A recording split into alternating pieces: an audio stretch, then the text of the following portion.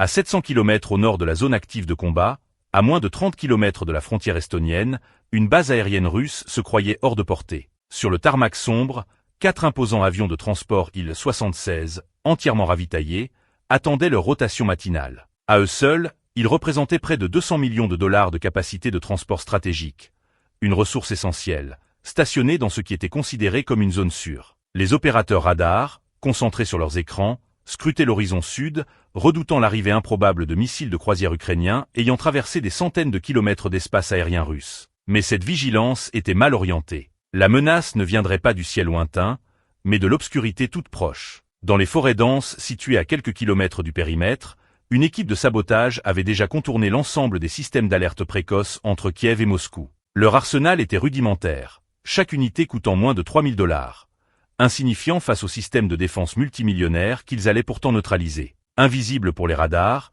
ces dispositifs allaient bientôt mettre à nu les limites d'une architecture défensive conçue pour des menaces conventionnelles. À 23h32, une première anomalie apparaît sur les écrans. Une faible perturbation, irrégulière, à basse altitude, à peine 40 mètres au-dessus du sol. Les objets volants se confondent avec les interférences générées par la forêt environnante. Les opérateurs les interprètent comme un vol d'oiseaux perturbé par le vent nocturne, conformément aux paramètres du logiciel de filtrage. Mais il ne s'agit ni d'oiseaux, ni d'appareils sophistiqués. Ce sont des drones rudimentaires, assemblés à la hâte à partir de matériaux simples, notamment du carton traité. Ce choix n'est pas anodin. Ces structures non métalliques absorbent ou laissent passer les ondes radars, réduisant presque à néant leur signature. Une forme de furtivité artisanale, mais redoutablement efficace. Lorsque les gardes périmétriques perçoivent enfin le bourdonnement aigu des moteurs électriques, il est déjà trop tard. La première vague de drones a franchi l'anneau de sécurité intérieure sans déclencher la moindre alerte. Le commandement est pris de court. La menace a pénétré la base sans être détectée. À 23h34, les systèmes de défense rapprochés réagissent enfin. Une batterie anti-aérienne montée sur camion pivote brusquement, tirant à cadence élevée dans l'obscurité. Les projectiles traçants illuminent brièvement le ciel, sans jamais atteindre les cibles. Tenter d'abattre ces drones revient à viser un insecte dans le noir avec une arme lourde. La disproportion est totale. Quelques secondes plus tard, le premier impact survient. Un drone plonge dans un réservoir de carburant situé en bordure de piste. L'explosion est violente, projetant une onde de choc sur toute la base. Mais il ne s'agit pas d'une frappe aléatoire. L'objectif est stratégique, créer une source lumineuse massive. En un instant, le tarmac est inondé d'une lueur orange vacillante. Les 4 avions Il-76, jusque-là dissimulés dans l'obscurité, apparaissent clairement. Ils deviennent des cibles parfaitement visibles. La seconde vague de drones entre alors en phase terminale. Guidés par des capteurs optiques, ils exploitent le contraste élevé entre les silhouettes des avions et l'arrière-plan en flammes. Les systèmes de défense à longue portée, conçus pour intercepter des cibles rapides et éloignées, sont inutiles face à ces engins lents, proches et erratiques. Dans une tentative désespérée, les soldats déplacent manuellement des équipements au sol pour protéger les appareils. Mais ces efforts sont dérisoires face à la vulnérabilité structurelle des avions immobilisés. Avec une envergure de 50 mètres,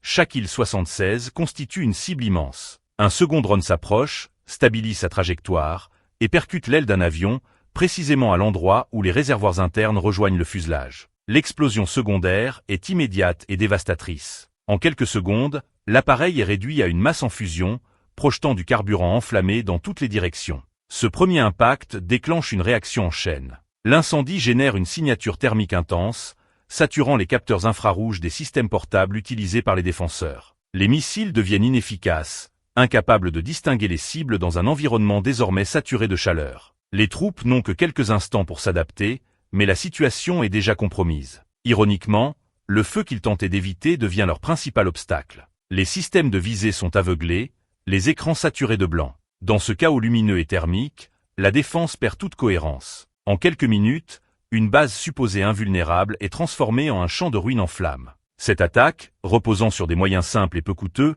illustre une réalité stratégique nouvelle. Dans les conflits modernes, l'ingéniosité et l'asymétrie peuvent neutraliser les systèmes les plus avancés en exploitant précisément les angles morts de leur conception. Cependant, un troisième drone, évoluant silencieusement à seulement 20 mètres au-dessus du béton, exploita parfaitement le chaos thermique ambiant pour se faufiler au-delà des derniers tireurs encore en position. Face à cette menace soudaine, le commandant de la base ordonna à ses hommes d'ouvrir le feu avec leurs fusils d'assaut, tirant à l'aveugle dans les airs afin de créer un rideau désespéré de projectiles.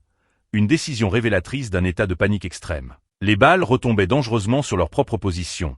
le risque de tir fratricide était désormais préféré à la quasi-certitude de perdre un nouvel appareil stratégique. Mais, cette nuit-là, les lois de la gravité et des probabilités penchaient en faveur des assaillants. Une unique balle parvint à effleurer l'aile rudimentaire du drone, faite de matériaux légers, déviant légèrement sa trajectoire. Toutefois, l'engin avait déjà entamé sa phase terminale irréversible. Au lieu de frapper le centre du fuselage, la charge creuse atteignit le moteur droit du second avion de transport Ilyushin Il-76, provoquant instantanément la désintégration des pales de turbine et déclenchant un incendie secondaire d'une ampleur considérable, qui engloutit rapidement toute la partie droite de l'appareil. Alors que 2 avions valant chacun plusieurs dizaines de millions de dollars brûlaient déjà sur le tarmac, les unités russes de guerre électronique activèrent enfin leur système de brouillage lourd. Ces dispositifs puissants, conçus pour perturber les signaux de contrôle ennemis, déployèrent un véritable dôme électromagnétique au-dessus de la base. Les opérateurs poussèrent les émetteurs à leur puissance maximale, saturant les fréquences radio d'un bruit parasite si intense que même les communications cryptées des équipes de sécurité cessèrent de fonctionner. Convaincus d'avoir repris l'initiative, ils pensaient avoir coupé le lien entre les drones restants et leurs opérateurs, condamnant ces engins rudimentaires à s'écraser sans effet dans les forêts environnantes. Pendant 12 secondes, la situation sembla se stabiliser. Le ciel, soudainement vide, donnait l'illusion d'un répit. Les équipes de guerre électronique signalèrent une suppression réussie, persuadés d'avoir colmaté la faille invisible dans leur dispositif défensif. Mais toute leur doctrine reposait sur une hypothèse fatale, celle que les drones dépendaient d'un signal radio en temps réel. En réalité, l'équipe d'infiltration ukrainienne avait anticipé cette réaction avec une précision redoutable. La dernière vague de drones avait été préprogrammée et équipée de systèmes de guidage optique autonome, ne nécessitant aucune communication externe. Les brouilleurs, hurlant dans le vide, consumaient des quantités massives d'énergie pour bloquer un signal inexistant. Ainsi, la 3e vague de drones, construits à partir de matériaux simples mais utilisés avec une intelligence tactique remarquable, traversa sans entrave le dôme de brouillage. Leur trajectoire, inscrite à l'avance, demeurait d'une précision implacable. Privés de communication radio, conséquence directe de leur propre dispositif, les forces de sécurité furent contraintes de recourir à des messagers à pied pour transmettre les coordonnées des cibles à travers une base vaste comme une petite ville. Ce mode de communication archaïque introduisit un délai critique d'environ 30 secondes entre la détection d'une menace et l'ouverture du feu. C'est dans cet intervalle fatal qu'un 4e drone surgit. Alors qu'un messager courait vers une position de tir orientée vers le périmètre et l'engin descendit silencieusement depuis l'ouest, à l'opposé exact du champ d'attention des défenseurs. Les trajectoires avaient été calculées pour exploiter parfaitement le blackout communicationnel provoqué par les brouilleurs. Le drone percuta violemment le cockpit du 3e Ilyushin Il-76, détruisant instantanément les systèmes de pilotage et déclenchant un incendie électrique qui dévora rapidement toute la section avant de l'appareil. À cet instant, une prise de conscience brutale traversa la chaîne de commandement. Ces attaques ne provenaient pas de positions lointaines en territoire ukrainien. La précision du timing, les trajectoires à basse altitude et l'exploitation méthodique des défenses prouvaient sans équivoque que l'équipe de sabotage opérait à proximité immédiate, transformant l'arrière supposé sécurisé en véritable zone de combat. La panique s'installa définitivement. Un seul avion de transport Ilyushin Il-76 demeurait intact sur le tarmac.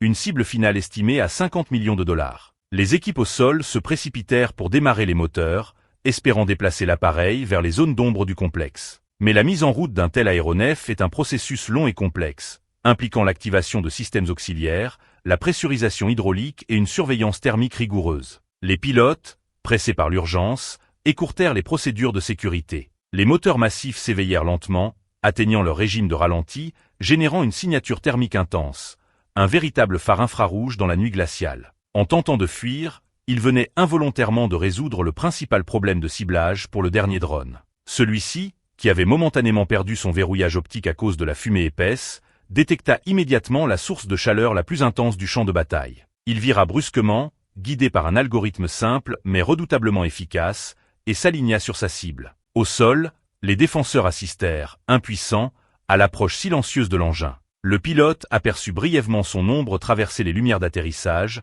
une fraction de seconde avant l'impact. Le drone percuta le 3e moteur, transformant les pales de titane en une pluie de shrapnel à haute vélocité qui déchiquetèrent les réservoirs de carburant adjacents. L'appareil s'immobilisa brutalement, laissant s'écouler du carburant enflammé sur la piste, tandis que l'équipage déclenchait en urgence les procédures d'évacuation. Leur tentative désespérée de fuite venait de provoquer leur perte. À minuit 45, ce qui était autrefois considéré comme une forteresse aérienne imprenable n'était plus qu'un brasier colossal. 4 incendies majeurs illuminaient la nuit, révélant l'effondrement total d'un système défensif dépassé par une stratégie d'une redoutable modernité.